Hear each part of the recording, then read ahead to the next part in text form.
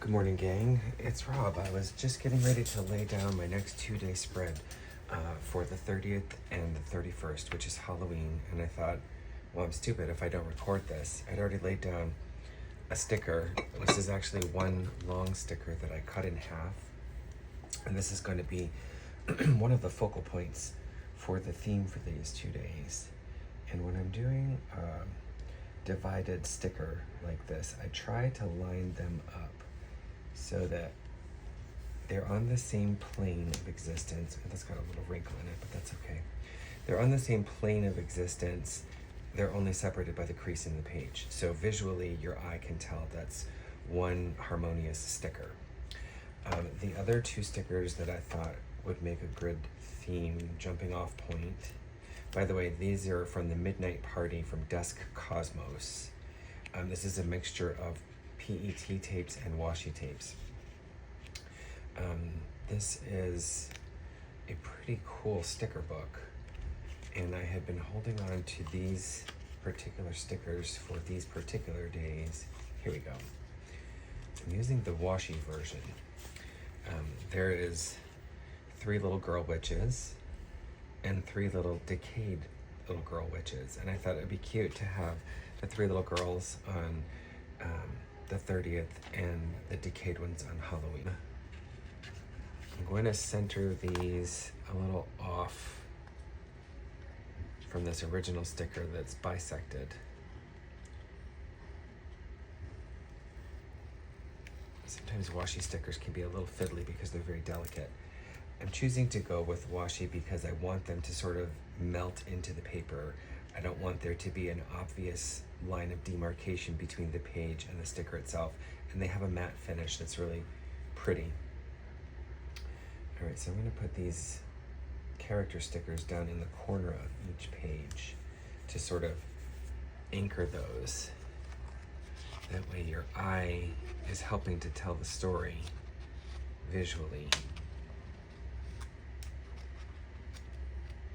That these characters are separated by days.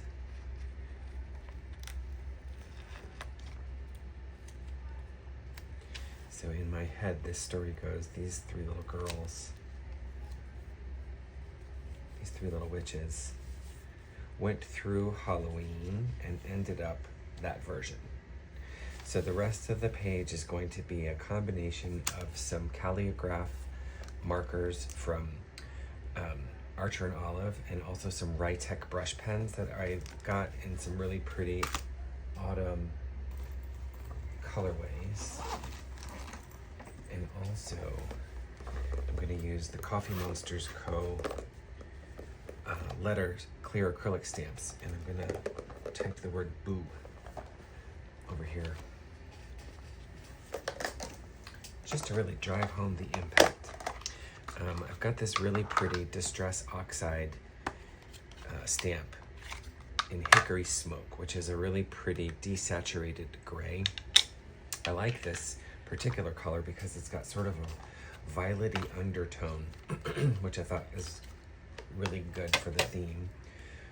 But also, this particular one is not a horrible bleeder. You can see some shadow through the page, but it doesn't bleed all the way through. And sometimes these Ranger inks can go all the way through.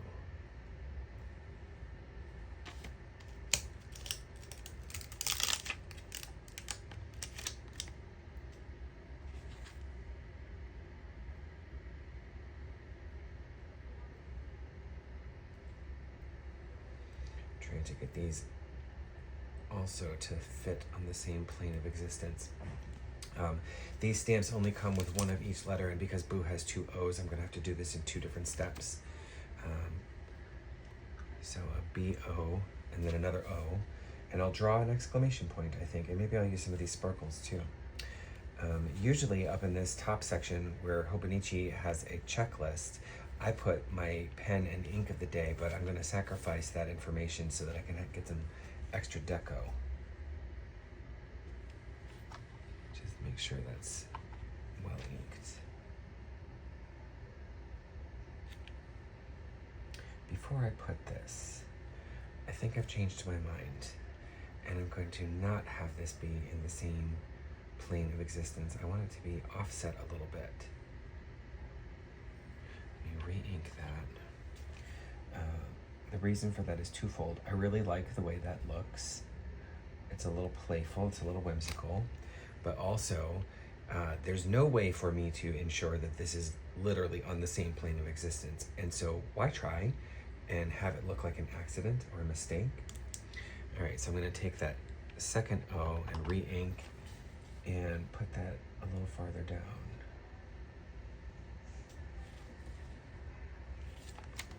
So now we've got it kind of playful and whimsical, and there's no way anybody's going to look at that and say, oh, he meant to have that line up, and it's just a mistake.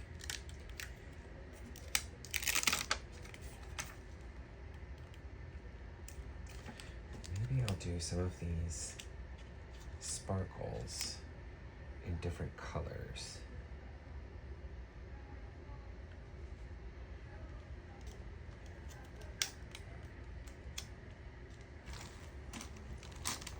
They're going to have to be vibrant enough that they pop off the page. So I will make them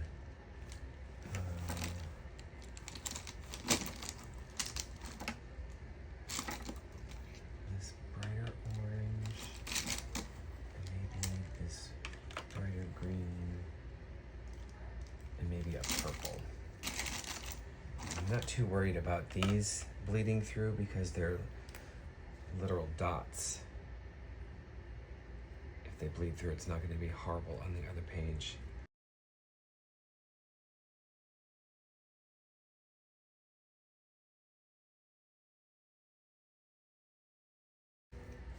So I don't know about you, but in my house, Halloween's a big deal. I have a 5-year-old, and so this is one of the high holy holidays in my house. We plan on having a neighborhood get-together with food and drink, and the kids can mingle and dance in the parking lot at the pool house, and then share some finger foods as dinner time so that we can at least get some nutritional food in the kids, and then send them out to trick-or-treat in the neighborhood. This year, Dustin and I will be joining in on the festivities, and we're all doing a family theme. Charlotte's going to be Princess Peach from Super Mario Brothers. I'm going to be Mario, and Dustin's going to be Luigi. Aggie the dog is going to be Bowser, which it's a little unfortunate because I didn't want her to be a villain, but that was the only dog costume we could find, so it is what it is.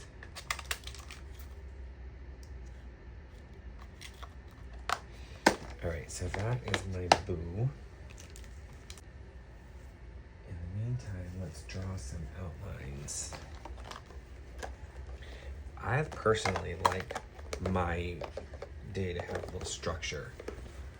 Hobonichi is famous, as are many of these gridded planners, famous for having a minimalist aesthetic. So these markings, the grid markings, kind of fade into the background. And that works for a lot of people.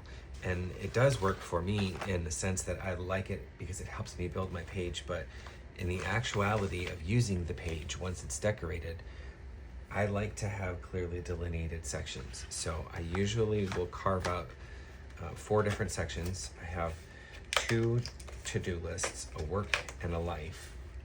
And then I have a larger writing area where I answer the Coffee Monsters Co. daily prompt. And then the bottom section is a fun little thing I started to do earlier this year where I have a word of the day, a fact of the day, and slang of the day. I thought pumpkin and rosemary would go well together. So I will usually use a straight edge to carve these out. Now these stickers are sort of eating into the real estate of where I would typically have some of these functional sections. So I'm gonna have to get a little creative and figure out another game plan, but that's okay. I'm gonna use the fine side of, no, I'm gonna use the rosemary for the outline because I want pumpkin to be the background for the labels for these. I'm gonna use the fine side. Depending on what I'm drawing, I will grab a particular ruler. The Coffee Monsters Co. is thicker in width, but it's also less flexible. I find that to be really good for doing vertical lines where the page is laying on a flat plane. But towards the end of the year, my Hobonichi gets a little chunky. There's a definite speed bump effect happening here, and this being less flexible is not so easy to draw the horizontal line. So then I will reach for this thinner, more flexible, and I can bend that and get a straight line that way. But because this wall is so thin compared to this wall, it's a little trickier putting my pen up against something to get a straight line. So I have to visually just be very mindful of that when I'm drawing these lines. And I'll show you what I mean. This vertical is probably the trickiest of the entire spread to put down because I'm having to hold it against the swell, which is a curved plane, and try to get my hand to remain stable. So the way I do it is I put a dot where I want my line to start and a dot where I want it to end, and I'm going to put it just outside of the line on this washi sticker so that I don't accidentally cross onto sticker territory. This way it's easy for me to line up that dot and that dot visually, and I can keep sort of one eye on each of those dots and make sure that my ruler, my straight edge, is remaining safe. The tricky part is when you go to put your pressure against it, sometimes the ruler can shift a little bit. So I have to be very careful that I'm anchoring my hand on the back side of this and not on the front side, because that's when it can slip if you're putting force on this side. So I put the force on the back side of my hand and just hold the front side of the straight edge straight with those dots in mind, and there's much less chance of it slipping. I think in this particular case, I'm not even going to attempt to have anything written in this little bit of real estate that's not covered by a washi, and instead I'm just going to pretend that part of the page doesn't exist and go without that section. And I will just, see, this is what I was talking about. This does not bend to accommodate the swell there, so I will switch rulers and line up to those dots, and instead of pushing against this very thin surface, I just try to keep it flush as much as possible. Make it work.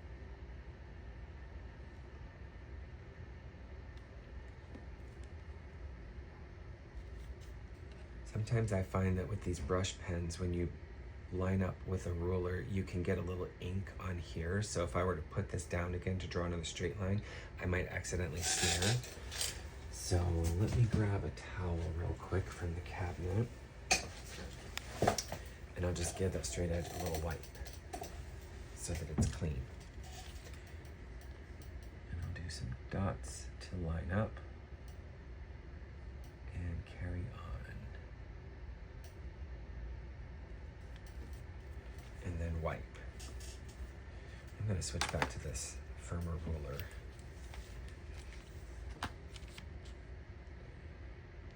Because I'm right-handed, I find it more convenient to have the marker on the right side of the ruler. So I flipped my book around so that I'm working on this side. Let me do this little stretch here too after I wipe. So these pages will be similar in the sense that I'm also going to give up this real estate on this side. So while I've got my green marker out, I'm going to go ahead and draw my outline, and then I'm going to figure out the different brackets that I'll use.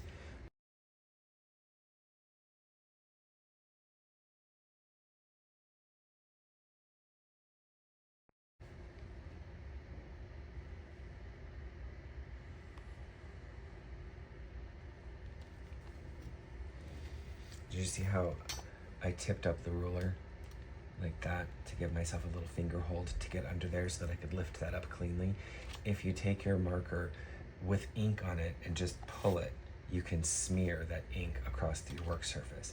But if you leave it in place where you've had it and just lift up, it lifts it off the page so that you can lift it cleanly and then wipe it.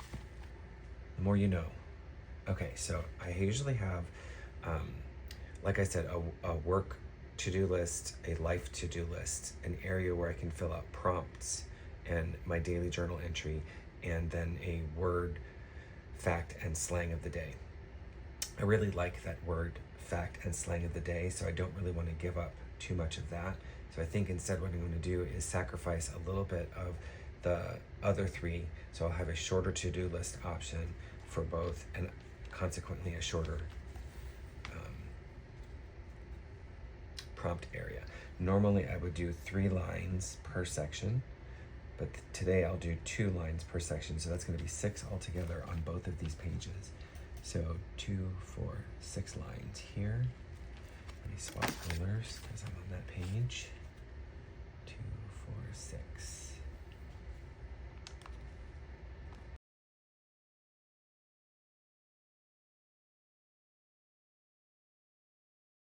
Just bisect this.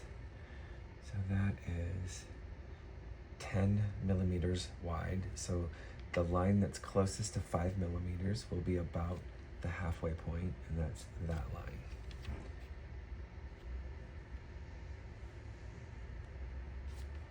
And then I will carry that down the page so that I know this one is also the same.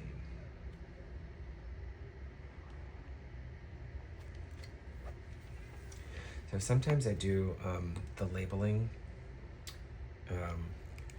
where I'll make like a swatch of color, and then with a black Fudenosuke, I'll write on top of that. Sometimes I like to keep it a little simpler. That's what I'm going to do this time. So I'm going to take the fine brush end of this pumpkin calligraph, and I'm just going to write my headers.